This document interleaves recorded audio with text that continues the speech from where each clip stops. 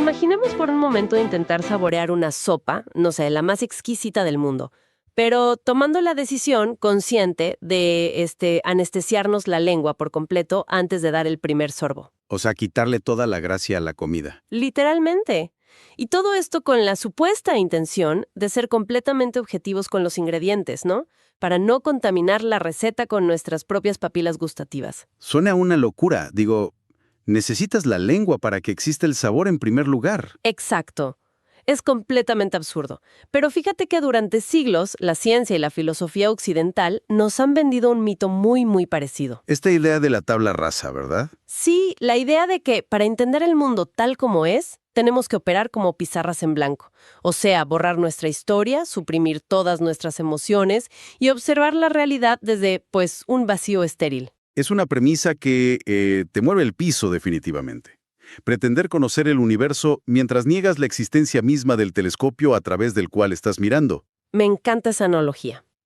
Y ese telescopio, en este caso, es nuestra propia condición humana.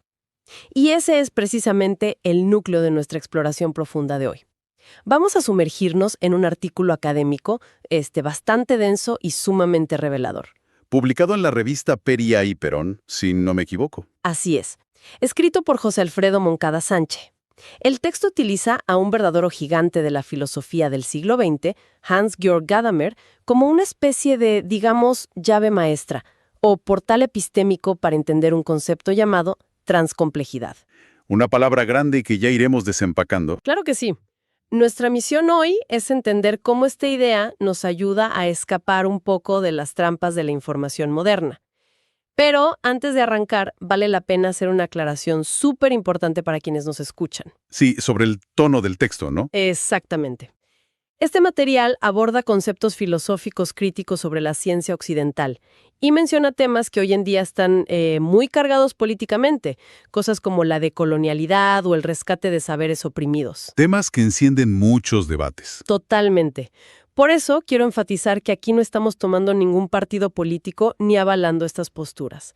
Nuestra intención es simplemente reportar e interpretar fielmente las ideas de este autor para analizarlas de manera imparcial. Me parece una aclaración justa y necesaria. Nuestro trabajo hoy es diseccionar la arquitectura de estos argumentos, ¿no? Queremos entender cómo funciona este andamiaje filosófico por dentro. Tal cual, porque lo que el autor propone, al final del día, es una forma radicalmente distinta de procesar el conocimiento. Aunque yo como abogada del diablo te digo, me cuesta imaginarlo. ¿Por qué lo dices? Pues porque suena que estamos desarmando la misma ciencia rigurosa que nos dio, no sé, la penicilina, los viajes espaciales, el Internet. Claro, parece que estamos atacando a la gallina de los huevos de oro. Exacto. Entonces, para entender la medicina que propone Gadamer, primero tenemos que entender la enfermedad que diagnostica el texto. El autor señala a la filosofía secular moderna, y específicamente algo que llama metodologismo positivista, como los culpables de nuestra crisis actual de sentido. Y ahí es donde entran figuras de peso pesado, como Descartes y Kant. Sí, a quienes el texto menciona directamente. ¿Qué fue lo que hicieron mal, según esta visión? Pues mira, imagínate a Descartes como el arquitecto de un ideal gigantesco, que es la razón universal. Desde esa época, y consolidándose ya en el siglo XIX con la ciencia asumiendo el monopolio del conocimiento verdadero. Ese monopolio de decir, nosotros somos los únicos que tenemos la verdad. Exactamente. Se instauró la creencia de que un investigador podía, y de hecho debía, asumir una posición completamente externa respecto a lo que estaba estudiando, una separación tajante, o sea, un muro entre el sujeto que conoce y el objeto conocido. Es como si el investigador fuera una especie de fantasma flotando fuera del universo, mirando todo desde arriba, sin tocar nada y sin ser tocado por nada. Esa es la imagen perfecta. Pero Moncada, el autor del artículo, argumenta que esto no fue un logro o un triunfo de la humanidad. Él lo describe como una amputación del horizonte de comprensión. Amputación. Wow. Una palabra fuerte. Sí, muy fuerte. Porque al intentar expulsar la historia, la tradición y todo lo humano del proceso de investigación, se genera lo que él llama un extrañamiento monstruoso. Un extrañamiento monstruoso. A ver, yo entiendo el punto, pero ¿acaso la objetividad no es el pilar de toda la ciencia moderna? O sea, esa distancia es la que nos permite no dejarnos llevar por fanatismos o supersticiones, ¿verdad? Es una excelente pregunta. ¿Cómo puede afirmar el autor que abandonar esta búsqueda de objetividad es algo positivo? Lo fascinante aquí es que Gadamer no nos está diciendo que tiremos el rigor por la ventana o que abracemos la superstición. Él revela que esa separación radical entre sujeto y objeto es simplemente una ilusión metodológica. Una ilusión. O sea que nunca fuimos realmente objetivos. Exacto. La verdad no es algo que esté flotando en el vacío cósmico. La verdad solo ocurre y solo se da dentro de la experiencia humana. Pretender salirnos de nosotros mismos para ver las cosas puras es un autoengaño. Bien, vamos a desempacar esto, porque si esa objetividad pura fuera de la historia es un mito, entonces la única forma de conocer el mundo es aceptando que estamos inmersos en él hasta el cuello. Hasta el fondo, sí. Y aquí es donde Gadamer hace su movimiento más radical. Y el más polémico, creo yo, porque él sale al rescate del prejuicio y de la historia, lo cual de entrada a cualquiera le suena terrible. Claro, suena fatal. Porque desde la Ilustración nos han enseñado que la palabra prejuicio es sinónimo de ignorancia, de sesgo negativo. De discriminación incluso. Exactamente. Se ve como algo que debemos erradicar con la luz de la razón. Pero Gadamer rehabilita el concepto. Usa la palabra alemana Vorurteil y le quita toda esa connotación negativa, moral. ¿Y cómo lo define entonces? Lo define como las condiciones de posibilidad necesarias para que la comprensión se realice. O sea, los prejuicios no son obstáculos, son tu punto de partida histórico. Es la historia efectual o Willkungsgeschichte operando en ti. A ver, fíjate que pensando en esto se me ocurre una analogía. Creo que la mejor forma de entender estos prejuicios de Gadamer es comparándolos con el sistema operativo de, no sé, una computadora o un teléfono móvil. A ver, desarrolla eso. Digamos que estos prejuicios no son un virus que llega para arruinar un sistema puro y perfecto. Son más bien el software base, el Android o el iOS. Es el código que ya tiene que estar instalado para que puedas descargar y procesar cualquier información nueva. Me parece brillante. Si el teléfono viniera sin ese sistema operativo, la máquina simplemente no sabría qué hacer con una aplicación nueva. No arrancaría. ¿Y eso destruye por completo la figura del sujeto moderno autónomo? Ese ego dominante que cree que puede controlar todo desde cero, con la mente en blanco. Claro, porque dependes de ese software histórico. Totalmente. Y lo reemplaza por un sujeto relacional.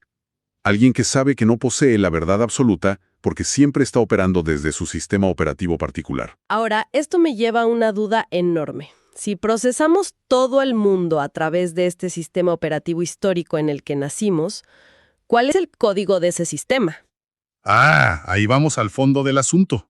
Porque el autor no deja esto en el aire, nos lleva directo al núcleo ontológico y afirma que ese código no son las matemáticas ni las leyes físicas desnudas, es el lenguaje.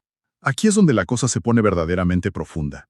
La tesis fundamental de Gadamer es, y cito, el ser que puede ser comprendido es lenguaje. O la lingüisticidad, la Sprachlichkeit. Aquí es donde se pone realmente interesante. O sea, el lenguaje lo es todo.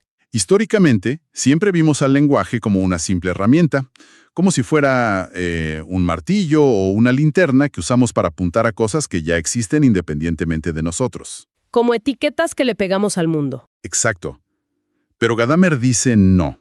El lenguaje no es una herramienta, es el medio universal. No hay un acceso a una realidad desnuda o cruda detrás de las palabras. Esto cambia las reglas del juego. Si no hay realidad desnuda, ¿qué pasa cuando intentamos entender un texto antiguo o una cultura distinta a la nuestra? El autor explica que lo que ocurre ahí es una fusión de horizontes, la Horizonverschmelzung. El sentido real no está escondido en el objeto, ni está solo en tu cabeza. Emerge en el entre. En el espacio entre los dos. Sí, en la relación dinámica entre tu horizonte, o sea, el que interpreta, y el horizonte del texto o del otro. Y el modelo que usa Gadamer para explicar esto es el juego. El modelo del juego. El Spiel. Yo cuando leí esta parte confieso que me fascinó. Es una metáfora muy poderosa. Sí, porque uno pensaría en un juego de ajedrez donde intentas dominar al oponente. Pero yo lo veo como cuando estás inmerso en una de esas conversaciones increíbles. De esas que duran horas. Exacto. Esas charlas profundas de madrugada que fluyen solitas, donde se te olvida por completo el paso del tiempo. Nadie está intentando aplicar un método rígido para dominar la plática. Claro, nadie está llevando un guión. Nadie. La conversación misma cobra vida. Literalmente, la conversación está jugando con los participantes, no al revés. Ese es exactamente el concepto del ser jugado. Uno experimenta cómo el evento del entendimiento te atrapa. Y fíjate, esta conexión esencial entre el lenguaje y la comprensión es lo que el artículo de Moncada usa como trampolín. ¿Para llevarnos hacia dónde? Hacia la amalgama epistémica que necesita la ciencia del futuro, la famosa transcomplejidad. Entonces, ¿qué significa todo esto en la práctica?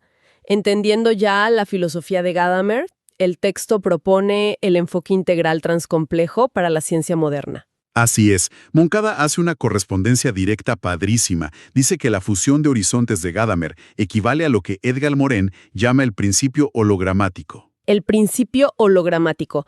A ver, la idea de que cada punto de un holograma contiene la imagen de la totalidad, ¿no? Exacto, si tú rompes un holograma, cada pedacito sigue proyectando la imagen completa.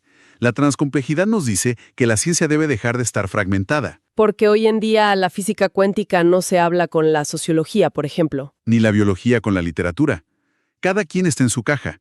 Para superar esto, nacen los transmétodos rizomáticos. Rizomáticos, una palabra muy botánica. Como el jengibre o las raíces que crecen horizontalmente por todos lados, sin un tronco central ni jerarquías. Una red múltiple, digamos. Integra ciencias duras, ciencias blandas y ciencias del espíritu para poder abrazar la incertidumbre y la multidimensionalidad del mundo. Pero a ver, yo necesito aterrizar esta teoría un poco. Si dejamos atrás el método lineal de la ciencia de toda la vida, paso 1, paso 2, ¿cómo se ve exactamente un transmétodo rizomático en el mundo real? Es la duda que a todos nos surge al leer esto. Porque la pregunta obligada es, ¿qué significa que ahora todo vale y que vamos a meter en una licuadora la química con la poesía y llamarlo ciencia? Esto plantea una pregunta importante, claro. Y la respuesta contundente es no. No es un caos absoluto de todo se vale. ¡Qué alivio! Sí, Moncada aclara que la transcomplejidad exige un rigor enorme. Pero se apoya en el filósofo Lawrence Puntel, quien habla de la exigencia de la triple coherencia de la verdad. A ver, explícanos esas 3 coherencias. Empecemos por la semántica. La coherencia semántica exige que los términos de tu investigación tengan un sentido real y riguroso. No puedes usar metáforas poéticas para describir la velocidad de un electrón si estás en un estudio de física. El vocabulario debe ser preciso. Perfecto. O sea, hablar el mismo idioma con rigor. La segunda. La coherencia sintagmática. Esto significa que las partes de tu investigación tienen que articularse lógicamente en conjunto. O sea que si tienes datos virológicos por un lado y un estudio sociológico por el otro, no pueden contradecirse. Exactamente. Imagina intentar frenar una epidemia. La ciencia dura de la virología tiene que engranar sin contradicciones con la ciencia blanda de la antropología que estudia los rituales de esa comunidad. Si se repelen lógicamente, no hay coherencia sintagmática. Hace todo el sentido. ¿Y la tercera? La coherencia argumentativa. Es la validación a través del diálogo. Tu conclusión tiene que poder ser argumentada y defendida en una comunidad de investigadores abierta, donde múltiples disciplinas, fusionando horizontes, llegan a un consenso. O sea que la transcomplejidad es rigurosa, pero plural. No es un solo método dictatorial, es un consenso en red. Precisamente. Y fíjate que llevando esto a ejemplos como el de la epidemia, te das cuenta de que todo este aparato filosófico no es solo para debatir ahí tomándote un café en las universidades. Para nada. Tiene consecuencias profundamente prácticas, éticas y hasta históricas para la humanidad.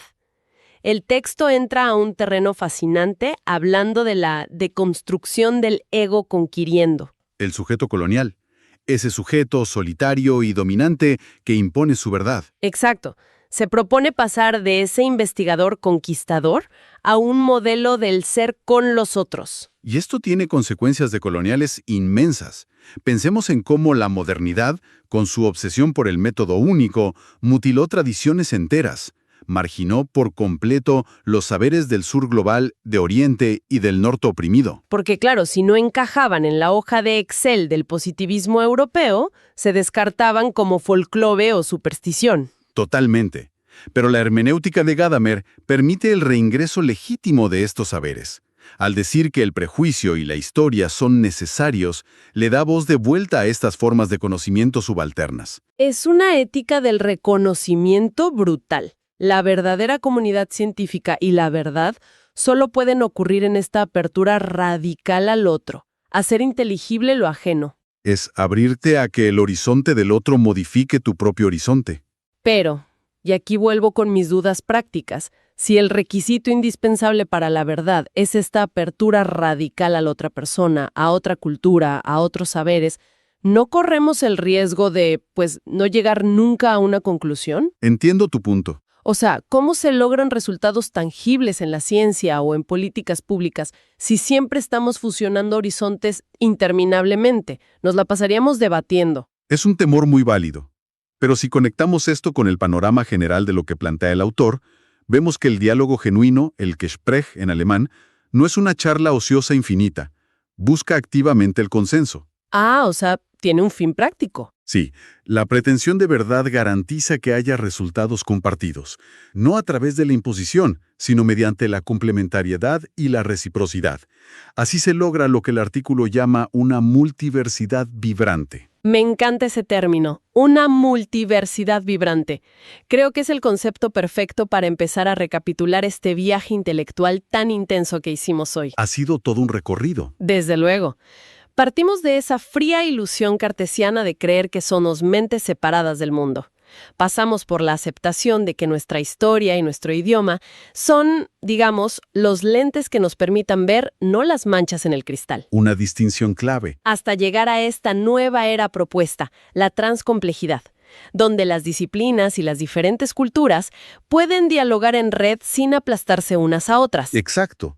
Es abandonar el monólogo del método único para entrar a la polifonía de los transmétodos. Y antes de despedirnos, para quienes nos escuchan, quiero dejarles un pensamiento provocativo final. Una especie de semilla para la reflexión que surge de conectar este texto con nuestra realidad actual. A ver, compártenos Jesús. Regresemos a la afirmación central de Gadamer, la piedra angular de todo esto.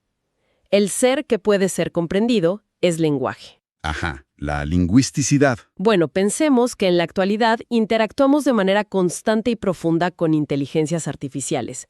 Entidades que, al menos por ahora, existen única y exclusivamente como inmensos modelos de lenguaje.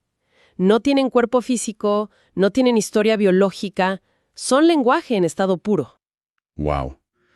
Eso es un punto de vista increíble. Si el lenguaje es la matriz ontológica compartida de la que habla el autor, estamos realizando una verdadera fusión de horizontes con las máquinas cada vez que chateamos con ellas. Es una pregunta que vuela la cabeza. ¿Será acaso la inteligencia artificial el próximo gran participante, el gran otro, en este ecosistema transcomplejo? Si es así, esto nos va a obligar a redefinir una vez más toda nuestra ética del reconocimiento.